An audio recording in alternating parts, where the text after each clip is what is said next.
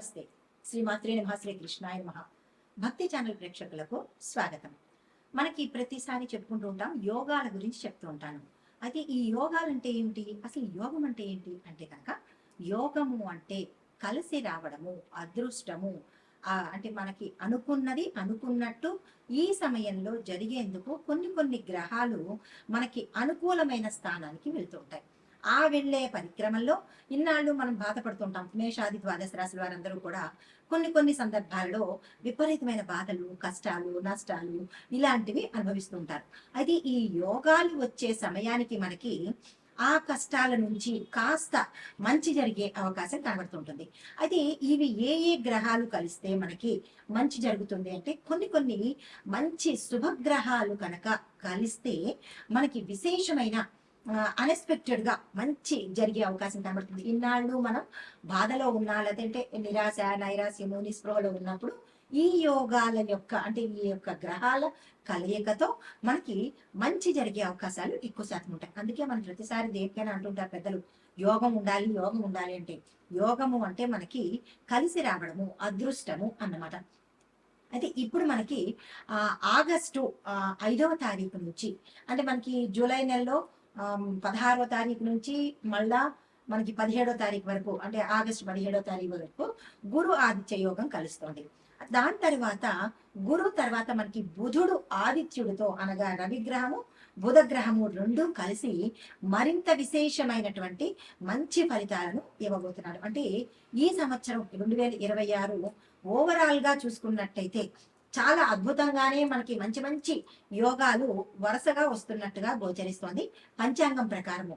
కానీ కొంతమంది ఏమంటారంటే, నాకు కలిసి రాలేదు, నువ్వు చెప్పిందంతా వృధా అని పండితులను విమర్శించడం చాలా అలవాటైపోయింది. ఇది మీ ఒక్కరి పేరు చెప్పో, లేదా ఫలానా వారి పేరు చెప్పో మీకు అద్భుతంగా ఉంటుంది అని చెప్పడం కాదు. పంచాంగం ప్రకారము చెప్పే మాటలు తప్ప ఎవరి సృష్టి కాదు, ఎవరి సొంత పైత్యము కాదు. ఈ విషయం ప్రేక్షకులు కొద్దిగా గమనించుకొని మంచి భావనతో వినే ప్రయత్నం చేయండి. జ్యోతిష పండితులను తోలునాడడం కానీ, అసభ్యమైనటువంటి మెసేజ్లు పెట్టడం కానీ, కామెంట్స్ పెట్టడం కానీ ఇలాంటివి మానుకుంటే ఈ యోగాలు మనకి ఇంకా ఎక్కువగా కలిసి వచ్చే అవకాశం ఉంటుంది. ఇష్టమైతే వినండి, లేదు అంటే కనుక ఆపేసుకుంటే మంచిది. కానీ శాస్త్రాన్ని దుయ్యబట్టడం చేసినట్టయితే కనుక కొద్దిగా ఇబ్బందులు పడే, ఎంత యోగాలు కలిసినప్పటికీ కూడా మనము ఇబ్బంది పాలయ్యే అవకాశం ఉంటుంది. కాబట్టి భక్తి ప్రేక్షకులు భక్తి మార్గంతోనే ఈ జ్యోతిష్యులు చెప్పినది ఏదైనా వినే ప్రయత్నం చేయండి. ఆచరించడం మీ ఇష్టము. అయితే మనకి ఆగస్టు 5వ తారీఖు నుంచి మళ్ళా ఆగస్టు 17వ తారీఖు వరకు బుధాదిత్య యోగం అనేది కలిసి వస్తుంది అనమాట. అంటే ఇందులో బుధుడు, రవి ఈ ఇద్దరు కూడా మనకి ఒకే రాశిలో సంచారం చేస్తూ మిగిలిన రాశులకు అందరికీ కూడా వారి వారి యొక్క జన్మ కుండలిలో ఏ స్థానంలో అయితే వీళ్ళు కలుస్తున్నారో ఆ స్థానము అద్భుతంగా ఉండేందుకు జరుగుతుందన్నమాట. అది ఇక్కడ మనం ఏం చేస్తామంటే, ఈ యొక్క బుధాదిత్య యోగంలో 12 రాశుల వాళ్ళకి ఏ ఏ రంగంలో ఎలా ఉండబోతోంది అని నేను ప్రతిసారి చెప్పినప్పుడు, ఉద్యోగము, వ్యాపారము, రాజకీయము, వ్యవసాయము, వాతావరణము, ఇలా ప్రతి ఒక్కళ్ళకి కూడా నేను టచ్ చేస్తూ ఎవరెవరికి ఎలా ఉండబోతోందో అనేది సవివరంగా నేను మీకు తెలియజేసుకుంటున్నాను. అదే పరిక్రమంలో ఈసారి బుధాదిత్య యోగంలో 12 రాశుల వాళ్ళకి, అందులోనూ విద్యార్థుల దగ్గర నుంచి ప్రతి ఒక్కళ్లకు, స్త్రీలకు అందరికీ కూడా నేను ఒక్కొక్కటి వివరంగా చెప్తాను. చాలా మందికి పురుషులకైనా జాతకము అని అనుకుంటారు. తప్పు. అంటే మనము జెండర్ లేకుండా చెప్తారు. ఇప్పుడు మనకి పంచాంగంలో కూడా స్త్రీలు, పురుషులు అనేది ప్రస్తావన ఉన్నప్పటికీ సామాన్యంగా ఆ రాశిలో ఉండే ప్రతి ఒక్కళ్ళకి అన్ని అన్వయించబడతాయి అనేది చెప్పదగినటువంటి విషయం అనమాట. అయితే ఇప్పుడు మనము మేషాది ద్వాదశ రాశుల వారికి ఈ బుధాదిత్య యోగంలో ఈ పీరియడ్ లో ఎలా ఉండబోతోంది, ఎవరెవరికి మంచి జరగబోతోంది అనే అంశాలు మీకు ప్రతి ఒక్కటి సవినయంగా సవివరంగా తెలియజేసుకుంటాను. నమస్తే. తదుపరి రాశి సింహరాశి. ఈ రాశి వారికి బుధాదిత్య యోగ ప్రభావము ఎలా ఉండబోతోందంటే, సూర్యుడు యొక్క ఆత్మవిశ్వాసంతో పాటు బుధుడి యొక్క తెలివితేటలు కూడా ఈ రాశిలో ఉండేవారికి అద్భుతంగా ఉండబోతున్నాయి. అయితే మీకు నాయకత్వము, నిర్ణయ సామర్థ్యంతో పాటు పేరు ప్రతిష్టలు, కెరియర్లో మీకు అద్భుతమైన గ్రోత్ అనేది కనబడే అవకాశం కనబడుతుంది. మీ యొక్క ప్రతిభ నలుగురికి తెలిసేందుకు ఈ సమయంలో ఎక్కువగా అవకాశం కనబడుతుంది. మిమ్మల్ని గుర్తించే స్థాయిలోకి మీరు వెళ్ళబోతున్నారు. అయితే దేశ ఆర్థిక, రాజకీయ, రక్షణ, న్యాయ, వాతావరణ పరిస్థితులు చూసుకున్నట్టయితే కనుక ఆర్థిక రంగంలో నాయకత్వ నిర్ణయాలు, ప్రభుత్వ విధానాలు, పెట్టుబడుల మీద కొన్ని చర్చలు జరిగే అవకాశాలు రాజకీయ పరంగా, దేశపరంగా కనబడుతోంది. అయితే రాజకీయ రంగంలో చూసుకున్నట్టయితే కనుక ప్రముఖ నాయకుల కీలక నిర్ణయాలు, వ్యూహాత్మకమైనటువంటి మార్పులు ప్రజలకు సుస్పష్టంగా కనబడబోతున్నాయి. అయితే రక్షణ విభాగంలో చూసుకున్నట్టయితే కనుక ఆధునిక ఆయుధ సాంకేతిక భద్రతా వ్యవస్థల మీద దృష్టి మరింత పెట్టేటట్టుగా గోచరిస్తోంది. న్యాయ రంగంలో చూసినట్టయితే కనుక రాజ్యాంగము, పరిపాలన, ప్రభుత్వ నిర్ణయాలు ఈ అంశాలకు సంబంధించినటువంటి కీలకమైన చర్చలు జరిగేందుకు అవకాశాలు ఉన్నాయి. వాతావరణ పరంగా చూసుకున్నట్టయితే కనుక వేడి, వర్షపాతము వీటిలో మార్పులు ఎక్కువగా కనబడుతోంది. అధిక వర్షపాతం కొన్ని ప్రాంతాల్లో, అధిక వేడి కొన్ని ప్రాంతాల్లోనూ ఉండే అవకాశం కనబడుతోంది. ఈ యొక్క ప్రభావము వ్యవసాయం మీద తీవ్రంగా పడబోతోంది. అయితే మరి సింహరాశి వారిలో ఉండే విద్యార్థులు చూసుకున్నట్టయితే కనుక మీలో ఆత్మవిశ్వాసం పెరగడంతో పాటు పోటీ పరీక్షలు, నాయకత్వ లక్షణాలు అవసరమైన రంగాల్లో ఉన్న వాళ్ళకి మంచి ఫలితాలు వచ్చే అవకాశం కనబడుతోంది. సివిల్స్, మేనేజ్మెంట్, లా, మీడియా, టెక్నికల్ ఈ రంగాలలో చదువుతున్న విద్యార్థులకు మంచి ఫలితాలు వస్తాయి. మంచి అవకాశాలు కూడా మీకు వచ్చేటట్టు కనబడుతోంది. దీన్ని మీరు వృధా చేసుకోకండి. ఉన్నత విద్యా ప్రయత్నాలు ముందుకు సాగే అవకాశం కనబడుతోంది. మీకు చెప్పదగినటువంటి జాగ్రత్త, విజయంతో మీకు అహంకారం పెరిగే అవకాశం కనబడుతోంది. ఆ అహంకారము, యాటిట్యూడ్, ఈగో, పొగరు అలాంటివి ఈ సమయంలో పెట్టుకుంటే మళ్ళా కిందకి వెళ్ళిపోయే అవకాశం ఉంది. ప్రతి స్టూడెంట్ చాలా కేర్ఫుల్ గా ఉండాలి. ఎంత హై స్థాయికి వెళ్ళారో అంత లో స్థాయికి పడిపోయే అవకాశం కనబడుతుంది. Just because of your attitude అనమాట. కాబట్టి జాగ్రత్తలు తీసుకోండి, పొగరు పెట్టుకోకండి.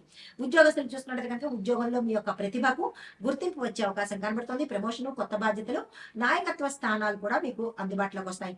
ప్రభుత్వ ఉద్యోగాల్లో చూసుకున్న వారికి వాళ్ళకి ఎలా ఉంటుందంటే అధికారులతో సత్సంబంధాలు ఉన్నప్పటికీ వీరి యొక్క తొందరపాటుతనం వల్ల, మాట దురుసుతనం వల్ల ఉన్న అవకాశాలు పోగొట్టుకునే దిశ కనబడుతోంది. చాలా కాషియస్ గా, కేర్ఫుల్ గా ఉండే ప్రయత్నం చేసుకోండి. ఉద్యోగ మార్పులు కోరుకునే వారికి ఇది మంచి సమయము. మీరు ఆ దిశగా ప్రయత్నాలు చేసుకోవచ్చు. అయితే మీకు అనుకూలమైన రంగాలు ఏమిటి అంటే పరిపాలన, మేనేజ్మెంట్, మీడియా, ఐటీ, ప్రభుత్వ రంగాలు. మీరు ఒకవేళ మారాలి అని అనుకుంటే ఈ రంగాలు సెలెక్ట్ చేసుకుని దానికి సంబంధించిన ప్రయత్నాలు చేసుకోండి.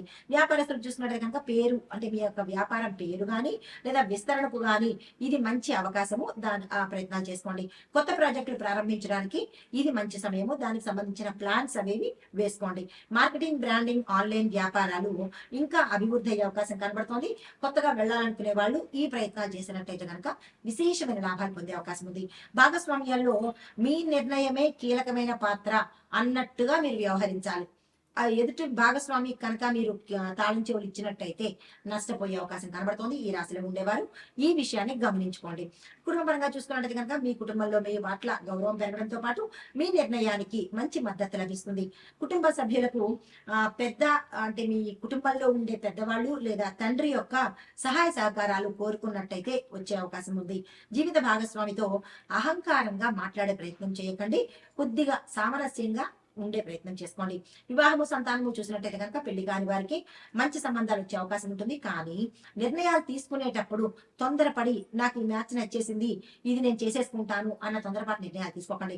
కొద్దిగా ఆచితూచి ఎంక్వైరీ చేసి ముందుకు వెళ్లే ప్రయత్నం చేయండి. వివాహం అయిన వాళ్ళకి దాంపత్యంలో ప్రేమ, గౌరవము పెంచుకునే ప్రయత్నం చేయండి. గతంలో లాగానే దెబ్బలాడుకోవడం, కొట్టుకోవడం కాకుండా అవగాహన ఏర్పాటు చేసుకోండి. సంతానము, విద్య, భవిష్యత్తులో మంచి నిర్ణయాలు తీసుకునేందుకు దోహదపడుతుంది. వ్యవసాయదారులకు చూసుకున్నట్టయితే కనుక కొద్దిగా ఈ సమయం మీకు మిశ్రమంగా ఉండబోతోంది. 50-50గా ఉండబోతోంది. జాగ్రత్తలు తీసుకోండి. భూమి, వ్యవసాయ పెట్టుబడులు ఇవి పెట్టేటప్పుడు మీరు అనుభవజ్ఞుల సలహా తీసుకుని ముందుకెళ్లే ప్రయత్నం చేయండి. కొత్త పంటలు ఆధునిక పద్ధతుల ద్వారా మీరు కనుక పండించుకున్నట్టయితే ఎక్కువ దిగుబడి వచ్చి మంచి మద్దతు వచ్చే అవకాశం కనబడుతుంది. ధర కూడా పెరుగుతుంది. అయితే మార్కెట్ పరిస్థితులు గమనించుకుంటూ మీ యొక్క అంటే మీ యొక్క పంటలను మార్కెట్కి తరలించే ప్రయత్నం చేసుకోండి. ప్రభుత్వ, ప్రైవేటు, ఐటీ రంగాలకు చూసుకున్నట్టయితే ప్రభుత్వ రంగంలో ఉన్న వారికి అధికారిక గుర్తింపు లభించడంతో పాటు మీకు మరిన్ని బాధ్యతలు అప్పజెప్పే అవకాశం కనబడుతోంది. ఉన్నతాధికారులతో సత్సంబంధాలు ముఖ్యంగా కీలకంగా ఉండబోతున్నాయి. చాలా జాగ్రత్తగా ఉండండి. ఇక్కడ మరి ప్రైవేట్ రంగం చూసుకున్నట్టయితే కనుక టీమ్ లీడర్షిప్ అవకాశాలు వచ్చే దిశ కనబడుతోంది.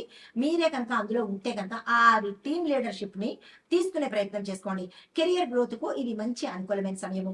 మరి ఐటీ రంగంలో చూసినట్టయితే కనుక ప్రాజెక్ట్ మేనేజ్మెంట్, ఏఐ, డిజిటల్, ఈ టెక్నికల్ రంగాలలో ఉన్న వాళ్లకు మంచి అనుకూలమైన సమయము.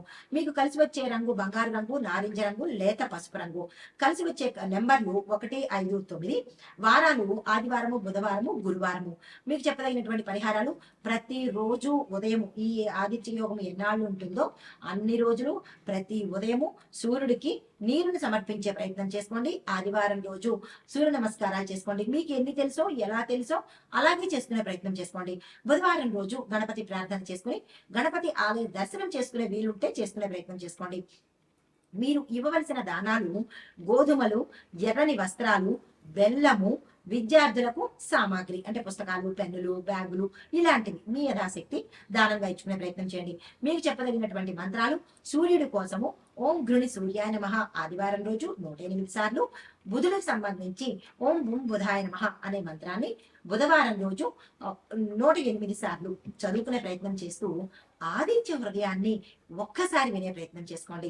అయితే ఈ రాశిలో ఉండే వారికి ఈ యోగంలో పేరు ప్రతిష్టలు, ఉద్యోగంలో అభివృద్ధి, నాయకత్వాలకు సంబంధించిన అవకాశాలు రావడంతో పాటు మీరు చేయవలసిన పని వినయము, సహనము పాటిస్తే మంచి ఫలితాలు పొందేందుకు అవకాశం కనబడుతోంది.